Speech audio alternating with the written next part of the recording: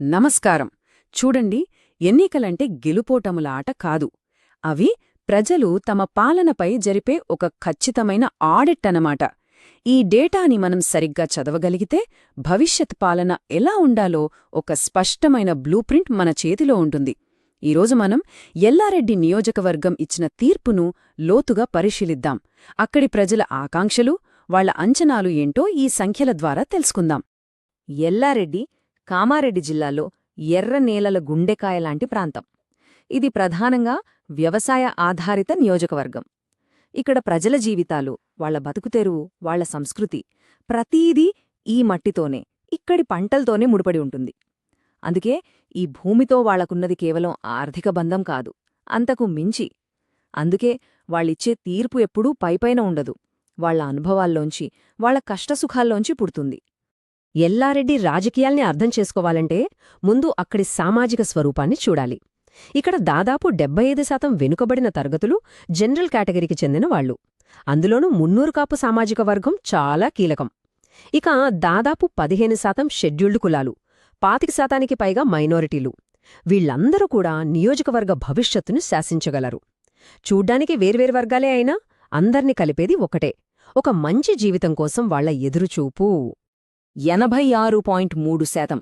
ఇది 2018 ఎన్నికల్లో ఎల్లారెడ్డిలో నమోదైన పోలింగ్. ఇది రాష్ట్ర సగటు కన్నా చాలా చాలా ఎక్కువ. ఇది కేవలం ఒక అంకె కాదండి, ప్రజాస్వామ్యం మీద, తమ భవిష్యత్తు మీద అక్కడి ప్రజలకు ఎంత నమ్మకముందో చెప్పే సాక్ష్యమిది.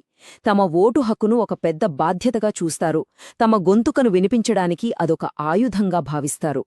ఆ చైతన్యం 5 ఏళ్ల తర్వాత కూడా తగ్గలేదు. 2023లో కూడా 83%కి పైగా పోలింగ్. అంటే ఎల్లారెడ్డి ఓటర్లు 5 ఏళ్లకోసారి వచ్చి ఓటేసి వెళ్ళిపోయే ప్రేక్షకులు కాదు, పాలనలో తాము కూడా భాగస్వాములమే అని మళ్లీ నిరూపించారు. ఇంత చైతన్యమున్న ఓటర్ను తక్కువ అంచనా వేయడం, వాళ్ల తీర్పును తేలిగ్గా తీసుకోవడం ఏ రాజకీయ పార్టీకైనా చాలా ప్రమాదం. సరే, ఇప్పటిదాకా క్షేత్రస్థాయి వాస్తవాలు చూశాం. ఇప్పుడు కాస్త లోతుగా ఆ సంఖ్యల వెనుకున్న కథేంటో చూద్దాం. 2023 ఫలితాలు ఏం చెబుతున్నాయి, ప్రజల తీర్పుకసలు కారణాలేంటి, ఒక్కొక్కటిగా విశ్లేషిద్దాం. ఒకే వ్యక్తి, కాని 2 వేర్వేరు ఫలితాలు. చూడండి, 2018లో జజాల సురేందర్ కాంగ్రెస్ పార్టీ తరపున నిలబడితే 35,000 ఓట్ల భారీ మెజారిటీతో గెలిచారు. అదే 2023కొచ్చేసరికి బీఆర్ఎస్ అభ్యర్థిగా పోటీ చేసి 24,000 ఓట్ల తేడాతో ఓడిపోయారు. 5 ఏళ్లలో ఇంత పెద్ద మార్పు ఎలా వచ్చింది? ఇది కేవలం అభ్యర్థి పార్టీ మారడం వల్ల జరిగిందా? కాదు, ఇది ప్రజల అంచనాల్లో, వాళ్ల నమ్మకంలో వచ్చిన ఒక పెనుమార్పు. ఈ టేబుల్ చూస్తే మనకు విషయం ఇంకా స్పష్టంగా అర్థమవుతుంది. 2018లో గెలిచినప్పుడు ఆయనకు 91,510 ఓట్లొచ్చాయి, అంటే మొత్తం ఓట్లలో 54%. కాని 2023కి వచ్చేసరికి ఓట్ల శాతం దారుణంగా పడిపోయింది.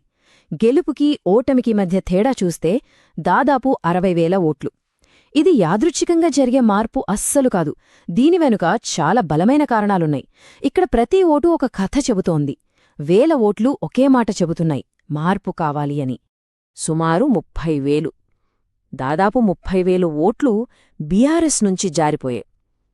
ఈ 30,000 అనేది కేవలం ఓటమి మార్జిన్ కాదు, అది ప్రజల అసంతృప్తికి ఒక మీటర్ లాంటిది, ఒక వార్నింగ్ బెల్. ఇప్పుడు మనం ఈ ఓట్ల మార్పు అనే లక్షణం వెనుక ఉన్న అసలు జబ్బేంటో చూడాలి. ఓకే, ఇప్పటిదాకా ఏం జరిగిందో చూశాం. ఇప్పుడు అసలు విషయానికొద్దాం. ఇదంతా ఎందుకు జరిగింది? చూడండి, ఈ విశ్లేషణ ఏ ఒక్కరినో తప్పుబట్టడానికో కించపరచడానికో కాదు, వ్యవస్థలో లోపాలను గుర్తించి వాటినుంచి పాఠాలు నేర్చుకోడానికే. ఎందుకంటే ప్రజాస్వామ్యంలో ప్రజల తీర్పే ఫైనల్, అదే మనకు గుణపాఠం. మనం ఈ విశ్లేషణ చేసేటప్పుడు ఒక ప్రాథమిక సూత్రాన్ని గుర్తుపెట్టుకోవాలి. ప్రజాజీవితంలో ఉన్నవాళ్లు మాట్లాడేటప్పుడు చాలా బాధ్యతతో ఉండాలి. వాళ్ల మాటలు సమాచారంతో కూడి ఉండాలి. అన్నింటికన్నా ముఖ్యంగా ప్రతి ఒక్క పౌరుడి గౌరవాన్ని కాపాడాలి. ఇది మన రాజ్యాంగం మనకిచ్చిన ఒక ప్రాథమిక విలువ. ఈ గౌరవం, ఈ బాధ్యతే ప్రజల నమ్మకానికి అసలైన పునాది. ఎల్లారెడ్డిలో బీఆర్ఎస్ ఓటమికి ప్రధానంగా 4 కారణాలు కనిపిస్తున్నాయి. 1. దళిత బంధు, డబుల్ బెడ్రూమ్ ఇళ్లలాంటి పెద్ద పథకాలు అర్హులకు సరిగ్గా చేరకపోవడం. 2. నీటిపారుదల ప్రాజెక్టులు ఆగిపోవడంతో రైతులు తీవ్రంగా నష్టపోవడం. 3. కీలకమైన మున్నూరు కాపు లాంటి సామాజిక వర్గాల్లో పెరిగిన అసంతృప్తి. ఇక 4వది, అన్నింటికన్నా ముఖ్యమైంది, మహిళలకు, యువతకు ఇచ్చిన హామీలు నెరవేరకపోవడం. దీనివల్ల నమ్మకం పూర్తిగా దెబ్బతింది. ఒక సంక్షేమ పథకం ఫెయిల్ అవ్వడమంటే బడ్జెట్లో లెక్కలు తప్పడం కాదు, అది ఒక కుటుంబం ఆశను చంపేయడం. దళిత బంధుతో తమ కాళ్లపై తాము నిలబడతామని ఎంతోమంది ఆశించారు. డబుల్ బెడ్రూమ్ ఇల్లుతో సొంత ఇంటి కల నెరవేరుతుందని ఎదురుచూశారు. ఆ కలలు కల్లలైనప్పుడు అది కేవలం నిరాశ కాదు, అది ప్రభుత్వంపై తీవ్రమైన అపనమ్మకంగా మారిపోతుంది. ఎల్లారెడ్డిలాంటి వ్యవసాయ ప్రాంతంలో నీరే ప్రాణం. పోచారం కాలువ నీళ్లొస్తే బతుకులు బాగుపడతాయని రైతులు 5 ఏళ్లుగా ఎదురుచూశారు. ఆ నీళ్లు రాక పొల్లాలు ఎండిపోతుంటే రైతు గుండెల్లో ఎంత బాధుంటుందో ఊహించండి. ఇది కేవలం ఒక ప్రాజెక్ట్ ఫెయిల్యూర్ కాదు, ఇది వాళ్ల బతుకు తెరువు మీద, వాళ్ల భవిష్యత్తు మీద జరిగిన దాడి. వాళ్ల ఓటు ఆ ఆవేదనకు ప్రతిరూపం. పల్లెటూర్లలో మహిళా స్వయం సహాయక బృందాలు అంటే చాలా శక్తివంతమైనవి. వాళ్లందర్నీ కలిపి ఉంచేది నమ్మకం. 2018లో 5 లక్షల లోనిస్తామన్న హామీ వాళ్లలో ఎన్నో ఆశలు రేపింది. అది నెరవేరనప్పుడు అది కేవలం డబ్బు నష్టం కాదు, వాళ్ల సమూహ నమ్మకంపై పడిన పెద్ద దెబ్బ. ఆ దెబ్బ ప్రభావమే మనకు ఎన్నికల ఫలితాల్లో స్పష్టంగా కనిపించింది. రాజకీయాల్లో నాయకుడి గతం ఎప్పుడూ నీడలా వెంటాడుతుంది. ఒకప్పుడు వరుసగా 3 సార్లు గెలిచి అందరికీ అందుబాటులో ఉండే నేతగా పేరు తెచ్చుకున్న వ్యక్తి కాలక్రమేణా ప్రజలకు ఎందుకు దూరమయ్యారు? 2018లో ఓటమి, ఆ తర్వాత పార్టీ మారడం, ఇవన్నీ ప్రజల్లో ఒక రకమైన అస్థిరత, అవకాశవాదమనే భావనను కలిగించాయి. పాత హామీలు, పాత వివాదాలు ఇవన్నీ కలిసి ఒక పెద్ద రాజకీయ భారంగా మారాయి. 2023లో ఆ భారాన్ని మోయలేకపోయారు. ఒక్కొక్కసారి ఒక సమస్యను అర్థం చేసుకోవాలంటే దాని పక్కనే ఉన్న విజయాన్ని చూడాలి. ఎల్లారెడ్డిలో బీఆర్ఎస్ ఎందుకు ఓడిందో చూశాంగదా, ఇప్పుడు సరిగ్గా పక్కనే ఉన్న కామారెడ్డిలో అదే పార్టీ ఎలా గెలవగలిగిందో చూద్దాం. ఈ పోలిక మనకు చాలా ముఖ్యమైన పాఠాలు నేర్పుతుంది. తేడా మన కళ్లముందే ఉంది. ఒకవైపు కామారెడ్డిలో దాదాపు 195 కోట్ల రూపాయలతో పెద్ద పెద్ద అభివృద్ధి పనులు జరిగాయి. కొత్త మెడికల్ కాలేజొచ్చింది. పార్టీ నాయకత్వమంతా ఒక్కటిగా ఉంది. పెద్ద నాయకులు తరచుగా వచ్చి వెళ్లారు. మరోవైపు ఎల్లారెడ్డిలో ప్రాజెక్టులు ఆగిపోయాయి. పార్టీలో గ్రూపులు, సంస్థాగత నిర్మాణం బలహీనపడింది.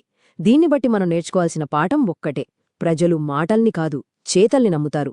కంటికి కనిపించే అభివృద్ధి, కలిసికట్టుగా పనిచేసే నాయకత్వమే విజయానికి అసలైన మార్గారు. సరే, ఇప్పటిదాకా సమస్యల విశ్లేషణ జరిగింది. కాని కేవలం సమస్యల్ని చెప్పి వదిలేస్తే సరిపోదు. పరిష్కారమేంటి? కోల్పోయిన నమ్మకాన్ని తిరిగి ఎలా సంపాదించాలి? పడిన చోటునుంచే పైకి ఎలా లేవాలి? దీనికి ఒక స్పష్టమైన, ఆచరణాత్మకమైన యాక్షన్ ప్లాన్ కావాలి. ఇప్పుడు మనం ఆ బ్లూ ప్రింట్ గురించే మాట్లాడుకుందాం. ఈ పునరుద్ధరణకు 3 ముఖ్యమైన అడుగులున్నాయి. మొదటిది, అన్నింటికన్నా ముఖ్యమైనది, పాత హామీలను వెంటనే నెరవేర్చడం. నమ్మకాన్ని తిరిగి పొందడానికి ఇంతకన్నా మంచి దారి లేదు. రెండవది, పార్టీని బలోపేతం చేసుకోవడం. బూత్ కమిటీల దగ్గర్నుంచి అంతర్గత విభేదాలు పరిష్కరించుకుని అంతా ఒక మాట మీద నిలబడాలి. మూడవది, ప్రతి వర్గాన్ని ప్రత్యేకంగా చేరుకోవాలి. వాళ్ల సమస్యలు విని పరిష్కారాలు చూపాలి. లక్షిత ప్రచారమంటే మీటింగులు పెట్టి ప్రసంగాలివ్వడం కాదు. యువత కోసం స్కిల్ డెవలప్మెంట్ క్యాంపులు, మహిళల ఆర్థిక స్వేచ్ఛ కోసం లోన్ మేళాలు, రైతుల తక్షణ అవసరమైన నీటిపారుదల కోసం మద్దతు, ఇలాంటి నిర్దిష్ట కార్యక్రమాలు చేపట్టాలి. ఈ ప్రభుత్వం మాకోసం ఉంది అనే భరోసా ప్రతి వర్గంలోనూ కలగాలి. ఇప్పుడు మనం ఈ మొత్తం విశ్లేషణను ఒక పెద్ద చిత్రంగా చూద్దాం. అసలు పాలన అంటే ఏమిటి? కేవలం అధికారం చెలాయించడమా? కాదు.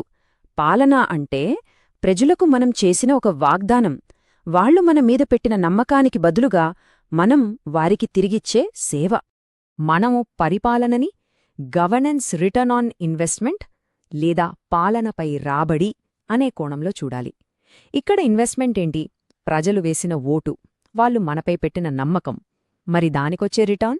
సృష్టించిన ఉద్యోగాలు, నిర్మించిన రోడ్లు, హాస్పిటళ్లు, అందించిన సంక్షేమ ఫలాలు. వీటన్నిటి ద్వారా మనం సంపాదించే ప్రజా విశ్వాసమే అస్సలైన రాబడి. అదే నిజమైన రాజకీయ విజయం. ఈ పాలనలో భాగంగా మనం ప్రజల నుంచి చాలా సమాచారం తీసుకుంటాం. సంక్షేమ పథకాల కోసం, ఇతర సేవల కోసం వాళ్ల వ్యక్తిగత వివరాలు మన దగ్గర ఉంటాయి. ఆ సమాచారాన్ని కాపాడటం మన బాధ్యత. వాళ్ల అనుమతి, సమ్మతి లేకుండా దాన్ని ఎట్టి పరిస్థితిలోనూ వాడకూడదు. పౌరుల గోప్యతను గౌరవించడం వాళ్ల గౌరవాన్ని కాపాడడంతో సమానం. మన దేశ చట్టాలు కూడా ఇదే విషయాన్ని స్పష్టంగా చెప్తున్నాయి. ఎల్లారెడ్డి ప్రజలు తమ తీర్పిచ్చేశారు. వాళ్ల గొంతుక చాలా స్పష్టంగా వినిపించింది.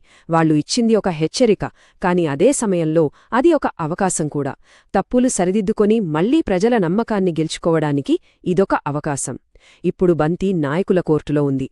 వాళ్లు ఈ సందేశాన్ని విని ఆచరణలో పెట్టి తమ పాలనా వాగ్దానాన్ని నిలబెట్టుకుంటారా, లేక దీన్ని కూడా విస్మరించి శాశ్వతంగా ప్రజలకు దూరమవుతారా?